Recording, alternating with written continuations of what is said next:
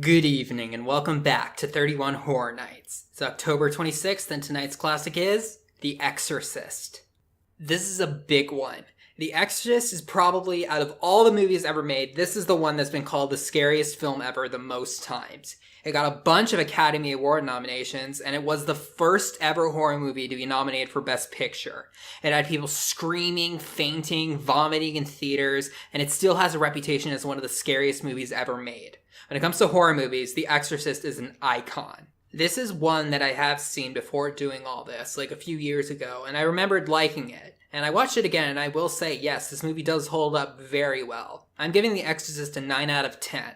If The Haunting from yesterday is a great example of the type of slow, creeping, building terror, the stuff that's subtle and builds up over time, the things that you don't see, then The Exorcist is a great example of the opposite of that. The stuff that's right in front of you, the loud, the violent, the malevolent. They did not hold back when it comes to making this movie, and I have no trouble believing that at the time, 1973, this was the most intense horror movie ever made.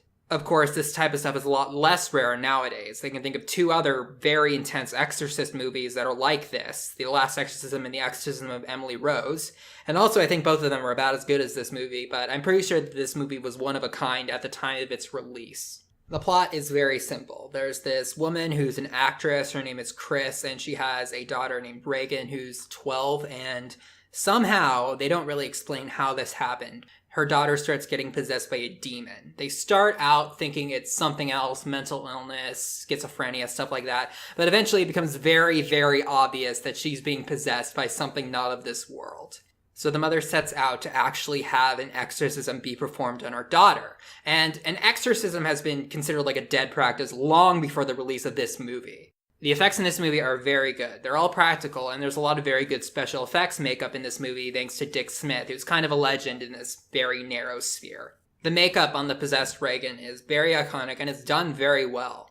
We also have some good practical effects, such as the bed being lifted up and shaken around like it weighs nothing, and things flying around and crashing against the walls. Not to mention the fact that the titular exorcist of the movie, Father Merrin, the actor was like in his 40s at the time, but he's made up so well that he legitimately looks like a 74-year-old man. I have read the book, and actually the screenplay of this movie was written by the author of the book, William Blatty, although I will say that I did like the movie a lot more than I liked the book. There's also some really good acting in this. The lead, the woman who plays Chris, she is a very good actress, and she turns in a very good performance. The, probably the main, male role is Damien Karras, a father who's starting to lose his faith. He, is also a psychologist. He's, the main other character in the movie. And, of course, Linda Blair's acting and her performance as Reagan is about as iconic as this movie itself.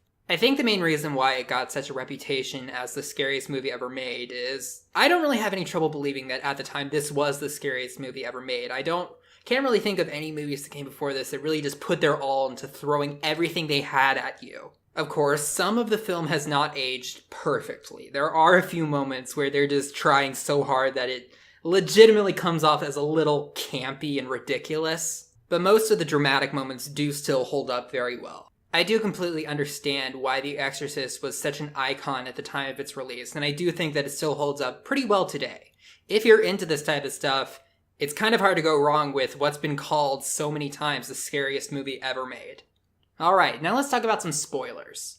Considering the fact that exorcisms are seen as a dead practice, it's kind of hard for the mom to just make one happen. So she goes to Father Karras, Damien, the other main character in the movie, and he looks over her, and it eventually gets to the point where he agrees that she is possessed and she needs an exorcism. Now, one thing I liked about this, especially in comparison to the book, is that the whole, is she actually possessed or not, or we can't be sure, or we need to be sure, this isn't, conclusive proof, that is stretched out for a very long time in the book. It's definitely shortened a lot in this movie. I feel like a lot of the Exorcist book can just be summed up as the Catholic Church is useless. That's also one of the main reasons why I prefer the movie to the book. The book has maybe not strictly anti-Catholic sort of as one of its themes, but definitely extremely critical of Catholicism and the Catholic Church.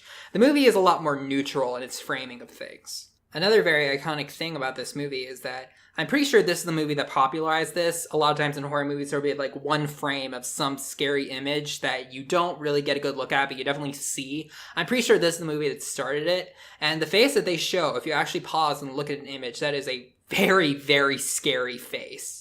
So Damien Karras, Father Karras, gets the help of Father Merrin, who had actually done some exorcisms in Africa. And then we get the main exorcism of the movie. It's very intense, very well done. The both of them are trying to work together to drive out whatever spirit has possessed Regan. And they had to like take a break or something, and Father Merrin comes in to do something. And like Damien hears something and he goes up, and then he sees that Father Merrin is dead and Regan has been like released from her, like the straps are holding her to the bed. And it gets to the point where he stops trying to do the exorcism. I don't know. In the book, it's definitely implied this doesn't work, but like in the movie, it's more like we need to do something now. And he like tackles Regan and says, "Possess me, take me." And for some reason, the demon complies. It like goes right into his body. And before anything else can happen, he jumps out the window and kills himself, bringing the demon down with him. So, yeah, obviously not the happiest of endings, but Regan has been released from this, and her and the mother, they move somewhere else, try to move on from this chapter in their lives, and the movie just sort of ends, with the very iconic Exorcist theme playing us out. The Exorcist does still hold up very well as a horror movie. The style is not my, like, favorite thing in the world. Like, I definitely prefer if you, like, mix, like, the slow creeping terror with the big, dangerous horror. But considering what it is, it's done very well. I do think that The Exorcist is pretty good, and I would recommend it if you're into horror movies. Okay, I'll see y'all tomorrow.